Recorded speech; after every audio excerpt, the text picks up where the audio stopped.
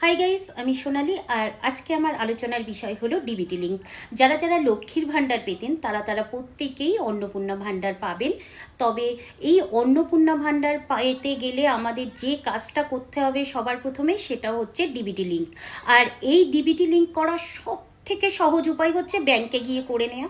আশেপাশে আপনাদের যে ব্যাংক আছে সেই ব্যাংকে গিয়ে করতে পারেন।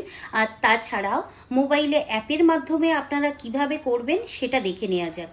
এখানে সবার প্রথমে ক্রোম ব্রাউজারে চলে যাব, তারপরে npci.org.in চলে যাচ্ছে। এখানে 3টে ডটে ক্লিক করছে, তারপরে কাস্টমার অপশান, তারপরে ভারত আধার সিডিং এনেবল অপশানে ক্লিক করার পরে আমরা চলে যাচ্ছি আধার সিডিং ডিসিডিং অপশানে। এখানে ইন্টার ইয়োর আধার নাম্বার, এখানে আমার আধার নাম্বারটা ব্লার করা আছে। এখানে আপনারা আপনাদের আধার নাম্বারটা ঠিক করে দিয়ে দেবেন। তারপরে রিকোয়েস্ট ফর আধার সিডিং ডিসিডিং, আপনারা যেহেতু সিডিং করাতে চান তো সেক্ষেত্রে সিডিং অপশানটাতে আপনারা ক্লিক করবেন। আর এই সিডিং অপশানটা ক্লিক করে নেওয়ার পরে আপনার ব্যাঙ্ক অ্যাকাউন্টটা সিলেক্ট করে নেবেন। যে ব্যাংকের সাথে আধার কার্ড লিঙ্ক আছে সেই ব্যাংকটাকে সিলেক্ট করে নিতে হবে। এখানে আমার স্টেট ব্যাংকের সাথে আছে, সেই কারণে ওটা আমি সিলেক্ট করে নিলাম। তারপরে এখানে আমরা ফ্রেশ সিডিং অপশানটা ক্লিক করে নেব।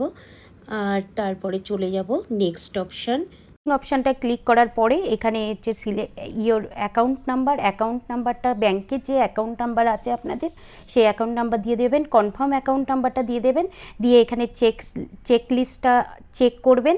তারপরে এখানে আছে ক্যাপচাটাকে ফিল আপ করবেন যেটা আছে সেই অনুযায়ী।